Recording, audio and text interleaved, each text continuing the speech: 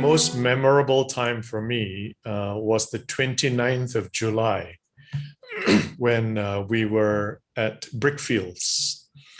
I remember going there early with my wife. So we left home around 7 p.m. and we got there. And it was I think it was a football match between Singapore and Malaysia. So we were very concerned that not many people would come because everyone online said they were going to watch the football. But we got there. And as usual, we started at 8 o'clock, lighting the candles and chanting and all that. And then about 8:30, things suddenly changed because there were about 200 people. We were at the fountain in Brickfields. And 2 police cars arrived and also a police van. And there was a voice, which I later on learned was the OCPD's voice, come across on the loudhailer, asking us to disperse. And then Arul was talking to someone, and all the camera people, the reporters were there. There was some kind of conversation, and then suddenly you had all these plainclothes people in the crowd. At that time, I was a real novice. I didn't know who were plainclothes and so on. Suddenly, they told us to disperse. And I thought, these people, I don't even know who they are. I mean, who are they to tell me to disperse? Because I didn't know they were police. So I wanted to resist, but then people said, no, they are police. We have to disperse. And then after that, we dispersed and we went, I think there were about 200 people in Brickfields and then about 100 of us. We drove to Bukit Aman. And at the gathering there in Bukit Aman, it was a lot more peaceful. And then we heard that a hunger strike had begun. I believe Dr. Kumar had started the hunger strike. And there was things being said about the Malaysian Medical Association would be asked to put out a statement saying force feeding is forbidden. And then we were very anxious because we knew that Dr. Kumar had a heart condition. So it was a very disturbing time for us. And so I think for me, that was like the day when the coin really dropped. And I thought, oh no, these people are actually, they might actually die. And the government is just being so bad. So to me, that was like the worst moment. And of course, the next day they were released. So that was a big relief.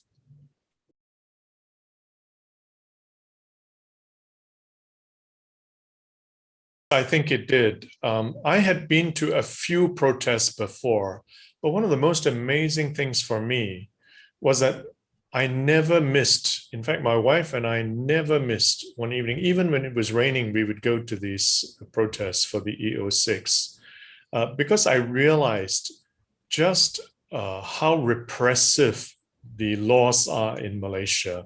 And I realized that I had been very, very ignorant. And it was only the conversations during those evenings of the protest that opened it up for me. So I began to do a lot of research and I began to do a lot of writing. So I wrote a lot more and I became a lot more alert to the news. I paid more attention to what was happening in the country.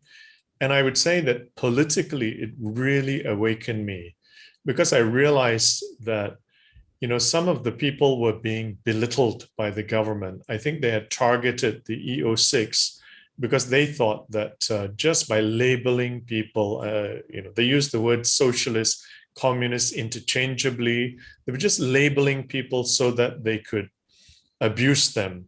And I felt that was just so unjust. And I needed to get on board with other people who were fighting for justice in Malaysia. So yeah, it really changed my life. After that, I became very much more committed to reading the news intelligently, discussing it with people, and trying to make a difference in the country.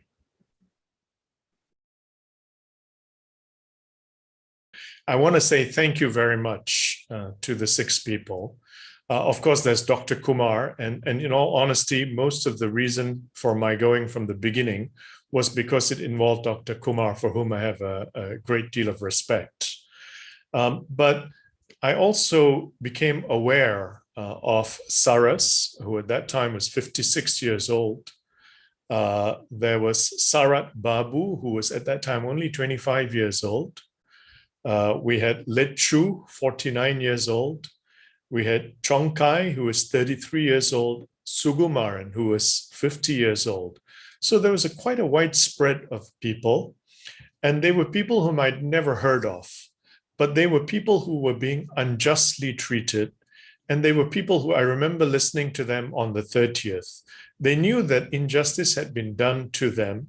And I knew that they were really responding very well. In fact, I was thinking of Nelson Mandela when I was listening to them. I thought, they know that, the work that they do will result in them being abused in so many ways. And they just took it in their stride because they were fighting for justice and they knew it was not going to be an easy road.